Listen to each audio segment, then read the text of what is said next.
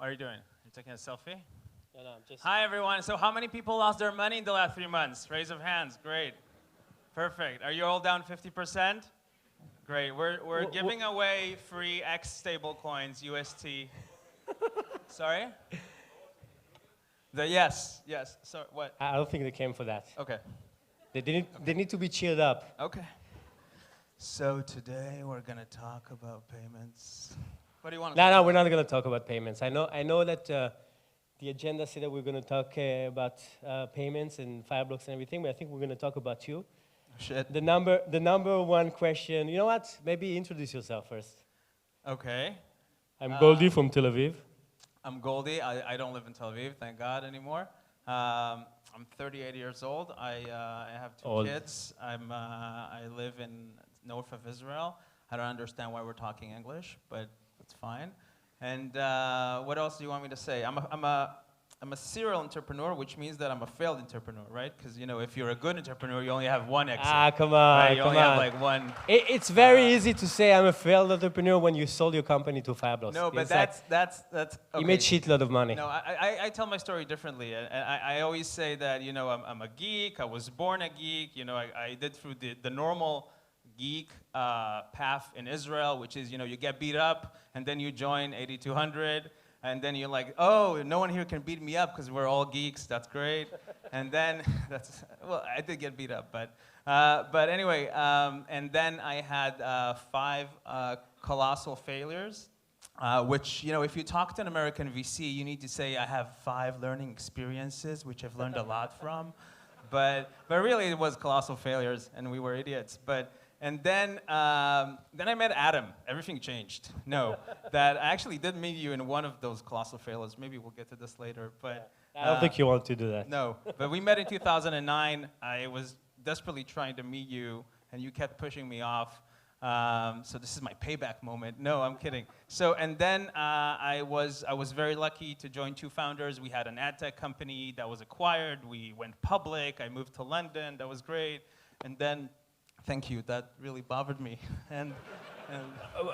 But wait a second. I didn't introduce myself, and I paid a lot of money to sponsor this conference. No, we paid tons of money. I'm gonna talk I think we paid way more than you guys. Okay, but I'm just halfway through. Just let me finish. And then thank you. And then there's other chairs. And then we can invite random people to the audience, right? Right. I know everyone with a Fireblocks shirt. You can come in. But anyway. So we took that company public. I was a VP in a public company for 2 years. I wanted to kill myself. And I said, okay, I want a company with no clients whatsoever. And we started an algo trading company. One of my partners actually here. That was a good timing to do algo trading in financial markets, by the way, not in crypto. I know it's weird, right? You were doing stuff not in crypto? Yes, it was 20, whatever. And we became 15% of the Israeli market. We actually got called out by the Israeli Stock Exchange saying, please stop. You're taking too much of the liquidity. And then that was acquired. We were super lucky. That was acquired in 2017. And I already was fully in love with the financial markets. Then I went into crypto because that was like the next logical step. And it felt like there's a ton of stuff to do and build. And obviously, that's when the crash happens, right? So that's the long story short. What's your story, Adam? That was a very short story. It's like 3 minutes. Usually when we have 20 minutes, and usually introduction runs for like 10 seconds. Yeah. I am Adam. I'm from Collider Venture. We're a VC fund investing in Web3. And if you can scan this, we're going to have only 20 minutes, maybe 25 minutes if we're taking an extra 5 minutes, and Ariel is looking at me and saying, no, there's no way. But we're going to have a space. We have a weekly space every Sunday, 9 p.m. on Twitter. So scan this because everything that we're not going to talk about today will be this Sunday. Yes. Including how much money Fireblocks paid for his company, his failed company. Yeah, and it was all in Bitcoin. How many shares, how much money and stuff like that. But yeah, let's talk about your last company first. Last, yes. Yeah, last first. And tell me a little bit what you did there and how you guys failed, because you have a very interesting story. And the bear market, the last bear market, not this one. Right. This is like a teddy bear market. Like people are afraid. This is nothing. It's a doobie market. Exactly. No, it's so In 2017, we wanted to start first. Bitcoin price was 2,400. Great time to start a company, right? Taxi drivers were talking about Bitcoin. You know that's the end coming. But anyway, we started a company. We raised $21 million. That was too much. We can talk about this on Sunday, why. And it was amazing. Like in 2017, you remember this. You had to be a total idiot not to make money in crypto in 2017. And we had this company. Don't say that. There are many people here who have not made money. In 2017? Yeah, 2017. Okay, well, give them some of your royalties from the fund. But we were growing like crazy. We became 70 people within, I don't know, 3, 4, 5 months. And we were profitable, which never happened to me in a startup. That was like red flag number 1. If you're profitable in the first 6 months, your CFO is scamming you or something's wrong. And then the crypto market just crashed. And I mean a crash. This is not like this teddy bear market. We just at the beginning. No, Wait a couple of months. I know. We can do prophecies at the end, but like 90% decline, right, over some time. 60% of our clients literally went bankrupt. Like, I mean, this is not just, oh, sorry, it's hard for us. Can you take the price down? No, sorry, we're out of business, Goldi. Please don't call here anymore. And it was like, shit. And we were, and we had to, I did the most tough thing I've ever done as a CEO. I had to let go of 63 people. Which was 95% of your company, right? It was 90% of the company. Not that it matters. It was a lot. And you got stuck with like a full floor, right? Yeah. Like we had a full floor that was designed for 100 people. Suddenly we were 7 people in a 100 people floor. It felt like a cemetery for a while. Some of those people, by the way, that we've let go, which is so unfortunate because those were amazing people. Some of them are here. They're now leaders of the Israeli blockchain space. I see Raman, I see Raz, I see like a lot of people hanging out here. Obviously, you owe me 10% of everything you're doing because we taught you this. We even hired someone at Collider Ventures. I know. Your top analysts came from first. And Adiel, by the way, if you're here, 20%. But anyway, so we've let go a lot of people. We were left like 7 at the end. It's really sad. And this is where your time as an entrepreneur, you need to decide, like, am I throwing the towel or am I fighting for my life? And we really thought we were doing something good, so we said, okay, let's fight for our lives. And we decided we're going to do payments. And around that time, if you remember, Facebook, there were some rumors Facebook were going to do something. Right, Meta, now we call them Meta. Not that it helps, no one cares anymore. But they were doing something called Libra, DM, a stable coin, right? And we were there, my partners and I, Guy and Daniel, we were there, and we were looking at, like, we built some stuff that looked at hire ads and LinkedIn stuff, and we saw there's an organization being created in Facebook for blockchain, and we thought that's cool. Let's start following some of those key executives, and we followed one of the key executives. Her name was Morgan Beller, and she posted on Twitter she's going to go to a blockchain conference in Germany. So obviously, I booked a flight to Germany. I called my contacts on Facebook. We got the hotel where she's staying. And I waited for her in the lobby for 4 hours with her photo in my iPhone, just waiting for her to come in the lobby. And when she stepped in, I'm like, hey, Morgan, what's up? I'm Goldi from Israel. I know you don't know me, but we can help you with your stablecoin project. She was like, what? Can you please, sir, personal space, please? And we ended up being good friends, and we ended up being the company behind. Please tell the story about the restraining order. Right, there is a restraining order in Germany on my behalf, but that's a different order story. Anyway. And we became good friends. We became Facebook's provider, and we were building our own technology behind the scenes, a product for accepting payments and doing payouts in crypto. And that was probably 2019. And I can tell you, well, we thought we were doing something amazing. Like everyone else in the crypto space and the payment space told us, you're idiots, right? No one's going to use this. And this was 2019, and then 2020 came, and 2021, and in 2021, suddenly everyone was like, "Oh, payments and blockchain, of course, that's the next use case. That's obvious." And we were very lucky to be in the space in that time. And at the end of 2021, after a lot of ups and downs, suddenly we started getting acquisition offers from amazing companies. And one of those amazing companies was obviously Fireblocks. And I don't know how many of you know Fireblocks, but I've actually known the founders for a long time, Pavel, Michael, and Idan. Pavel and Michael were with me in 8200. You know, I don't know if you saw Michael. He probably never got beat up. He's like this serious dude. But I think Pavel, you and I probably got beat up sometimes. But anyway, so for me, it was an easy call. Like, do I go work at an American corporate and probably have a good time, not doing a lot, and get paid for it, or do I go bust my ass off in Fireblocks? And again, Pavel, one of the founders, is sitting here. He doesn't sleep, by the way. I hope you're sleeping now. But so the decision was easy, because if you know the people and you know they got your back and you know it's an amazing company, that's where we wanted to go. And now we're part of Fireblocks. Super happy about it. Don't sleep. I think I'm going to get my second divorce soon, but you know, it's amazing. Oh, you're already on the second? Yeah, it's a pattern, right? If you're, yeah, that's why I'm trying. Can I take a day off, Pavel? Are you? Yeah. Wait until you share vested. Then they'll come through. Maybe give us like a 20 minutes what you're doing at Fireblocks, you know, with payments. You know, people think about Fireblocks and they're like, oh, it's custody and why payments? Right, good question. Fireblocks became the de facto standard for, you know, for everyone who wants to have a secured wallet infrastructure, build their apps, DeFi, etc. So everyone looks at Fireblocks as this go-to wallet infrastructure. But really, that's like the base layer of Fireblocks, and now Fireblocks is building verticals. So they're doing DeFi, we're doing DeFi, TradFi, GameFi, and payments is a lot of this, because if you think about, there's already a world of payments, right? I don't know if you guys know, but there's 175,000 payment companies in the world, and they already do a lot of things like processing cards, doing B2B payments. The B2B payments market is like $40 trillion.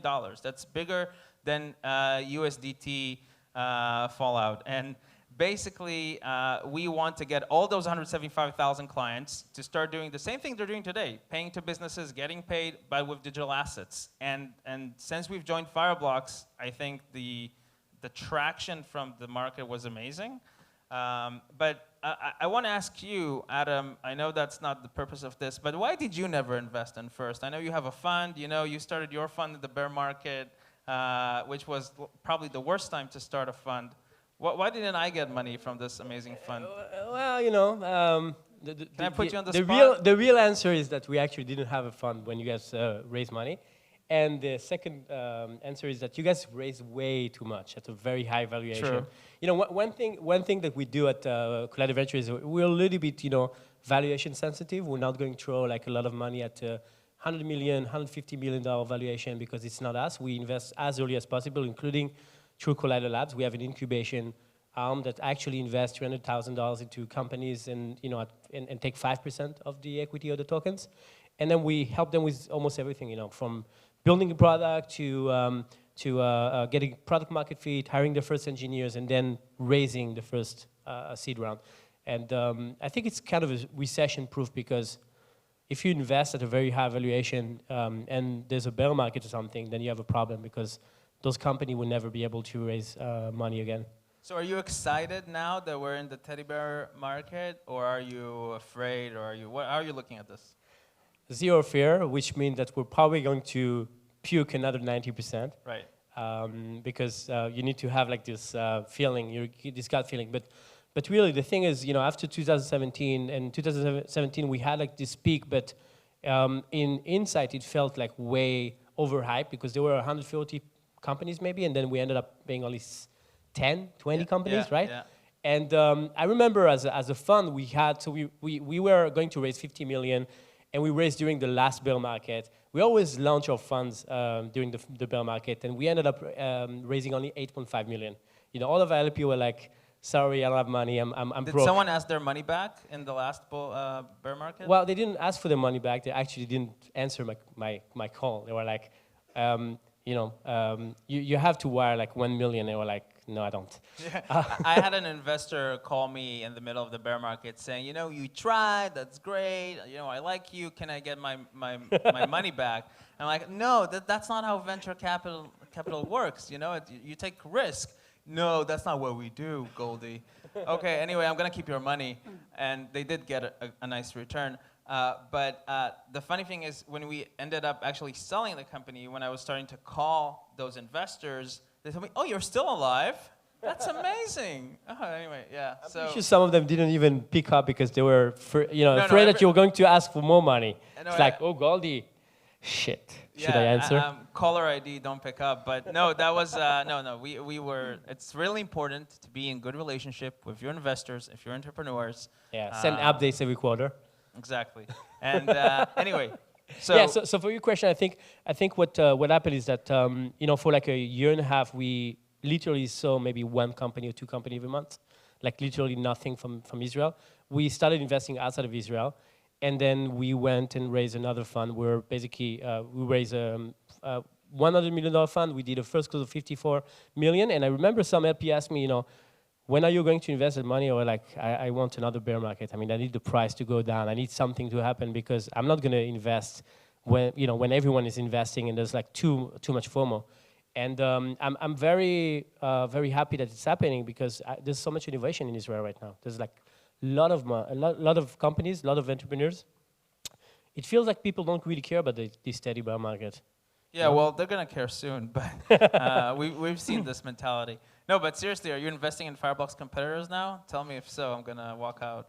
Yeah, no comment. Okay, arrest this man. All right, so I just have one, I guess, more question for you. How does it feel like, I know that at one point in time, your fund was like 100x or something, right? Or 50x or something. Imagine like something amazing, like a Luna crazy thing, right? Now I know that with the market it went down. Are investors now trying to knock on your door, saying, cash out of all your projects, give us whatever you can from the first fund? Yeah, so we had some LPs, calling us and then asking us questions every 2 or 3 months. Hey, are you selling something? Are you doing something about it? And I keep telling them, look, we're not investing in company because we want to cash out after 6 months. We're really investing long term, and we did. So we could have done the hedge fund route, going to do an hedge fund route, marking up the prices every quarter, and then taking carry at the end of the year. And then we can sell whenever we want. But we did a VC fund, which means that they're locked for like 8 years, so they can't really call their money back. And for the first fund, we basically raised from almost anyone, including angels and investor. And so yeah, they asked, but we kept telling them we're not going to sell. Okay. I'm not, I got all my proceeds from the sale in Bitcoin, so I don't have any money to invest. But just last question to you is, what's the best company you saw in the last 3 months that you think is going to be worth, $1 billion above? There's no way I'm going to answer that question. We gave several term sheets, and so it's like we're going to have to pick one baby. Which baby or which child do you like? It's like they're all beautiful, amazing. I have a preference, but my wife doesn't like it. So I know all men do. Don't. But yeah, but by the way, for the last 6 months, we saw a lot of cyber company for Web3. So that was, there were so many hacks that we've seen so many companies building in that space.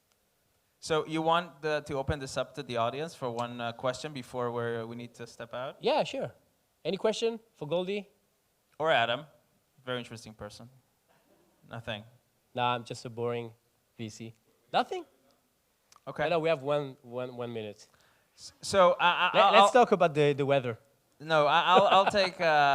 It's too hot, but I'll say one thing. We're coming into a bear market, and in all seriousness, it might be a teddy bear market. It might be a real bear market where Bitcoin's going to lose another 50%, 90% of its value. If you're entrepreneurs that are now building in this space, as the hashtag I saw recently, build the dip, right? Which I love that hashtag, build the dip. It's really good. If you're entrepreneurs, I would at least suggest, I don't know, 1 or 2, 3 things. One, really keep yourself super focused on what you're doing. And even though if people telling you, Goldi, would you please stop and give us my money back? Don't. Because like, if you believe in this, go build this. And if you believe it, they will come. Or not, and then you'll have 5 colossal failures and you'll be on stage. That's also okay. The second thing is, I know everyone was super exuberant, but really just save your cash. Cash is king. One of the reasons that we were able to continue on the mission that we believed is that we held enough money in the bank to actually run the course of those several years. And also, the best thing I can say is, and again, choose the right partners. If you're starting a company now, I think it's actually a great time, but choose the right co-founders. I was super lucky with my two co-founders. We complete each other. They know I'm not really good with process and stuff, or I'm not really good at a lot of things. I'm just good at talking on stage. But really, they complete me. Choose the partners that complete you.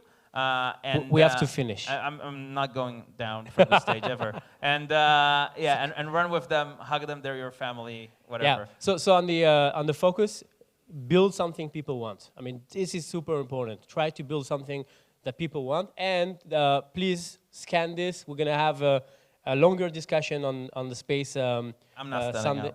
out. Yeah, Right. 9 p.m. Yeah, I know. There's no way to sit outside. All right, thank you very much, everyone. Thank you.